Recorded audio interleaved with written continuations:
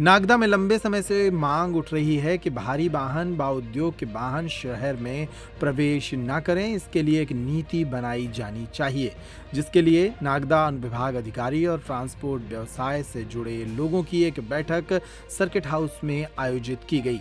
Transport व्यवसायियों ने इस बैठक में अपनी बात रखी और नागदा एसडीएम से अपनी बात रखते हुए उनसे एक ऐसी नीति बनाने की मांग उठाई जिससे कि दोनों पक्षों का नुकसान ना हो।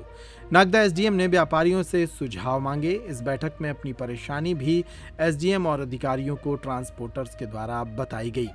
यहाँ पे जो ट्रांसपोर्टर हैं करीब करीब सभी थे और मैकेनिक भी हैं यहाँ पे थे। और उसके अलावा जो बात हुई है तो एसडीएम साहब का और सीएसपी साहब का ये कहना था कि लाल गेट से इधर गाड़ी नहीं आना चाहिए बड़ी। तो सबकी अलग अलग व्यवस्था विचार उनकी बनी हुई है। जैसे आज मान लो मैं हूँ, राकेश है या अग्रवाल ट्रांसपोर्ट है, जो भी है सबकी व्यवस्था है।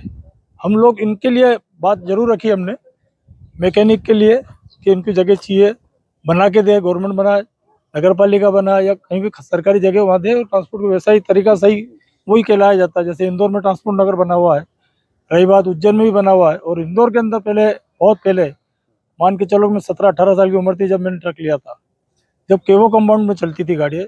वहाँ कुछ दिनों बाद भीड़ खत्म होने के बाद करने का कारण बना कि ट्रांसपोर्ट केवो कंपाउंड हटा के ट्रांसपोर्ट नगर बना। तो वहाँ भी यही स्थिति ट्रांसपोर्टरों में क्यों नहीं है? क्या कारण है जिससे कि इसमें क्या हानि है ट्रांसपोर्टरों की? ट्रांसपोर्टर भी संतोषजनक क्यों नहीं बात, कोई हानि कोई नुकसान नहीं। कहीं ना कोई अधिकारी नहीं, वो तो खाली हमने विधायक जी से बात करी थी और खुलवाया था उसको। वर्तमान परिस्थिति में आज किस और तरह वो से इस टाइम भी यही बोला था हमने, ओवर ब्रिज बंद कर दो, बिल्लाग्राम ओवर ब्रिज वाला बंद कर दो, उज्जैन फाटक बंद कर दो, ये भारी वाहन नहीं आएंगे, इस पर बोर्ड लगा दो, ये हमने बोला था। बाकी इसमें कोई टाइम का वो नहीं हुआ था, बंद ही कर दिया था, ऐसा नहीं है। निर्णायक स्थिति वर्तमान आज क्या निकली? अच्छी है, आज की अच्छी। क्या 7 दिन बाद ट्रांसपोर्टर का सारे वहां से वाहन हटाएंगे?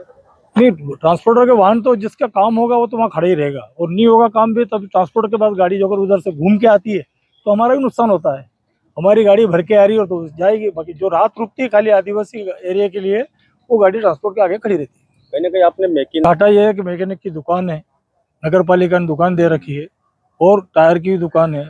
फिर उसके बाद में मैकेनिक का पार्ट्स इतना सामान है कि गाड़ी के अंदर कौन सी टाइम कौन सा पाना लग जाए, तो जो अगर बाहर जाके करेगा तो उसकी मुसीबत खड़ी हो जाएगी। एक ही गाड़ी में दिन हो जाएगा पूरा। फिर गाड़ी मालिक भी सोचेगा कि यार बोले यार वेल्डिंग नहीं है, लाइट नहीं है, कैसा काम होगा।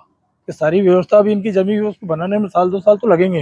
अगर बात की है, नगर ऐसे ही रहेगा, जो है यथावत स्थिति में रहेगा। और फाटक जो है रेलवे उज्जैन फाटक, इधर से भारी वाहन नहीं आएंगे, ना आएंगे ना जाएंगे। इसके बाद एसडीएम ने 7 दिनों के भीतर भारी वाहनों के शहर के भीतर प्रवेश न करने के निर्देश दिए हैं। कुछ भारी वाहनों को केवल कुछ घंटे तक का समय ही शहर के भीतर प्रवेश के लिए मिलेगा।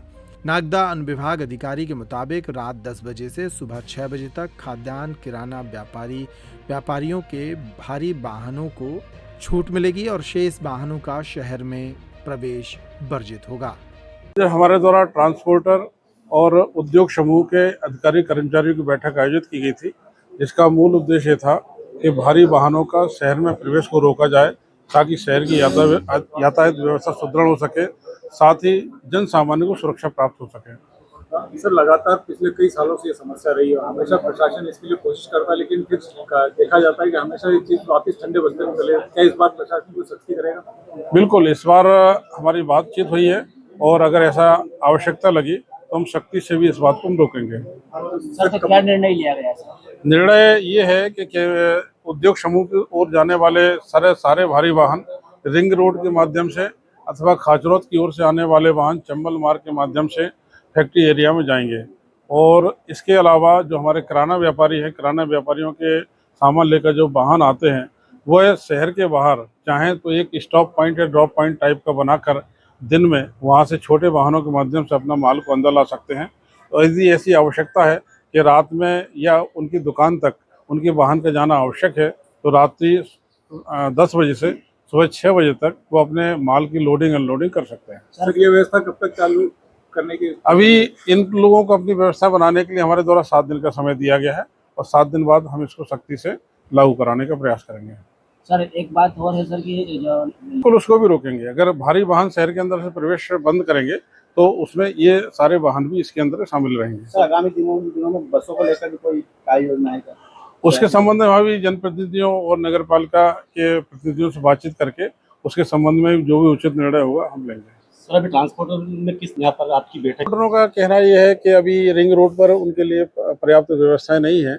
इस बात को लेकर उनके द्वारा थोड़ा सा शंका जाहिर की गई थी कि उनके वाहनों की कोई चोरी हो सकती है, लेकिन ये बातें बहुत ज़्यादा मायने नहीं रखती, क्योंकि अगर कोई वाहन खराब होने वाली स्थिति है तो कभी भी कहीं पर भी खराब हो सकता है। अगर ऐसी स्थिति आएगी तो उसके लिए हम पुलिस वालों को भी ताकीद करेंगे ताकि रात्रि के समय एक गश्त वहाँ से होती रहे। और कोई वाहन अगर खराब होता है तो उसको भी पर्याप्त सुरक्षा प्राप्त होती रहे।